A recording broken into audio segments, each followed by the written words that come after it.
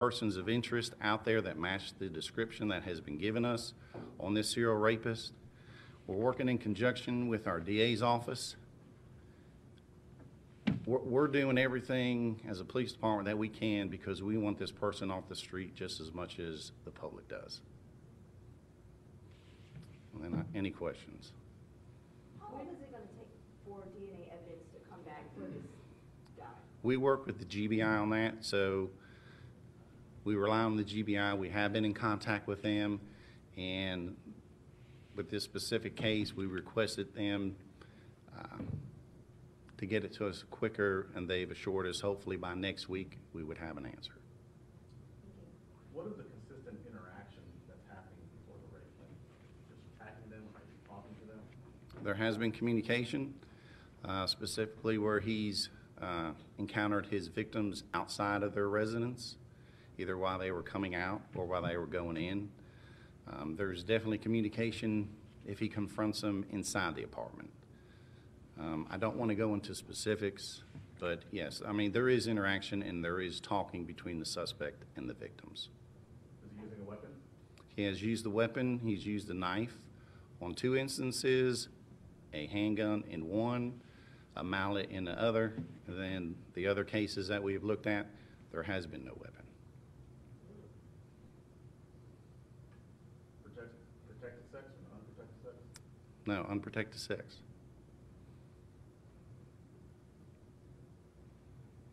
Any more descriptions of him? It's the same the description that we've been giving out: 5'9", 5'10", light skin, black male, medium build, low haircut. The bolo of the flyer that has been given out is the facial features that we have, and like I said, any lead that comes in with anybody that matches them, those sketches we're following up, bringing them in. Some have voluntarily given their DNA, others had to, we've had to get search warrants, but like I said, nothing has panned out so far. Do you guys believe that he lives in this area? Because people around here, I've been talking to them now. He feels very comfortable, obviously, in this area. We're not going to rule that out. Has he been connected to a vehicle at all? In one of the cases that has not been connected yet, we're still waiting on DNA, he has been seen leaving in the vehicle, but the description was very vague from the victim. When was that case? That's not your March 1st?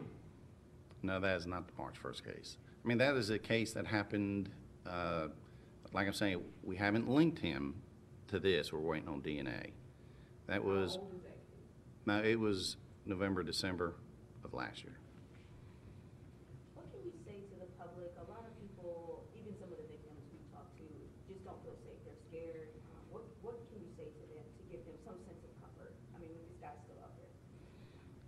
As far as our community, we want to assure you that the Clayton County Police Department is doing everything in our power to apprehend this person.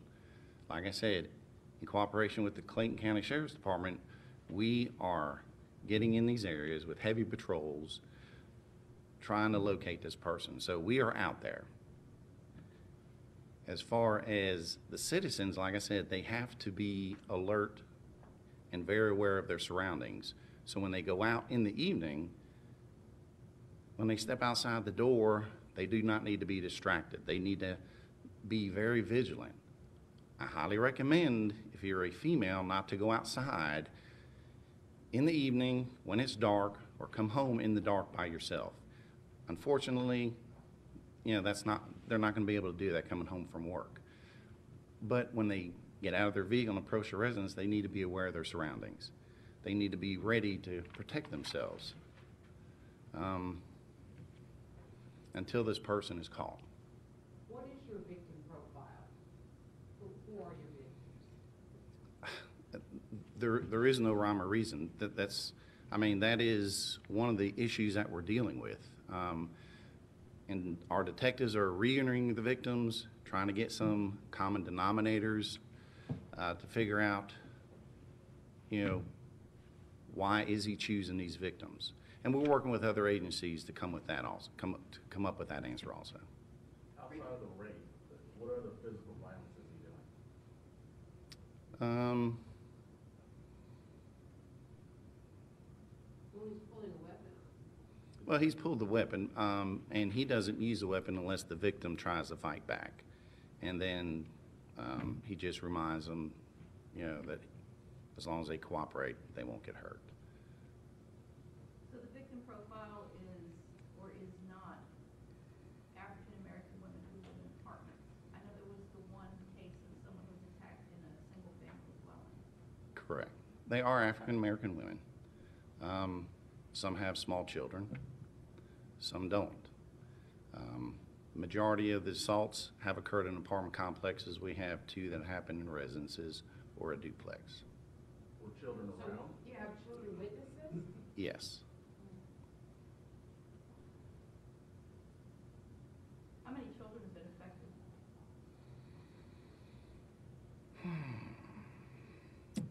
I want to say out of the 7 cases where we can connect him, I want to say definitely 2.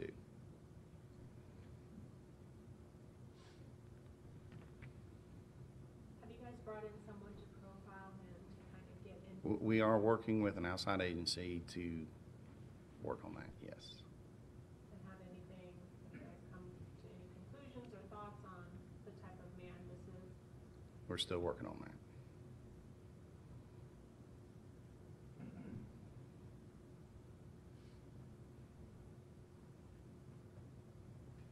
So do your self-defense classes begin tonight, or will the sheriff's self-defense classes begin tonight, is that right?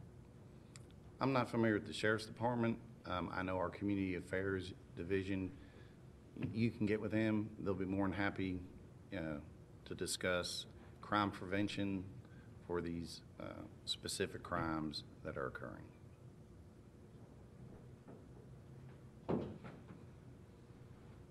Have you beefed up patrols in the area? Yes, that's what I've said.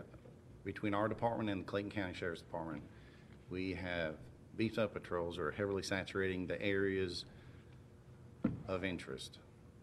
And of course, this past week, as well as last year, I want to say in the summertime, we went out and went into the apartment complexes and made the residents aware. Do you guys think that he may have left the county and could be somewhere else? Or you have reason to believe that he's still around? I mean, that could be a yes or a no. We know that every rape that has occurred, DNA links him to the 7, like I said. There is no evidence that links him to any other rapes that have occurred outside Metro Atlanta. So we have been looking into that, but so far, there is nothing that has come up. And of course, we would rely on GBI once they would get the hit in the database to connect it with our cases. But so far, there are none. And with the most recent rape, what makes you think that he could possibly be tied to the other group? I mean, there are similarities, just confronting the victim outside of her apartment. There was a weapon used, the knife.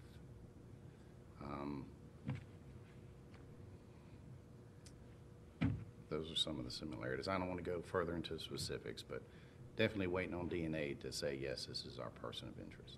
Were there any children in your March 1st? No. To clarify, there are 7 that you've connected. Are you talking about an 8 case? Or Well, the one from 7 case? Friday evening, yes. And what time was that on March 1st? Because I've heard it was Saturday the 2nd. So Well, we received the call at 01:17 a.m. Oh, so like overnight? That's when we got the call, but the victim confronted her at approximately 22:40 hours or 10:40 p.m. as she walked outside her apartment. Has Clayton County had a serial rapist of this magnitude before? Yes, we have in the past, yes. Will the investigation from that help this one? The similarities are not the same. do you think your suspect works at all? I mean, is seemingly in society, operating, and then has this dark side? We have sat down, we have discussed a lot of things. So I don't want to disclose that at a news conference. So we're working every angle. I mean, this has been going on since 2015, 4 years. Is it pretty frustrating for you? Absolutely. Like I said, we would love to get this person off the street just as much as y'all would in the public, to make our streets and our county safer.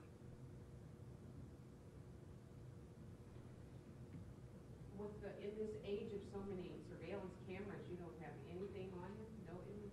No, we don't. Are there security cameras at the complexes where these attacks have occurred? Nothing that has given us any images. And the issue that we have, a lot of our victims are not able to give us a clear identity on the suspect. Only few have been able to provide us the sketches that we have, and when other victims have been brought in, they haven't been able to identify any person of interest that we believe would match our sketches. Does he obstruct his face at all? Not in the ones where we can link him.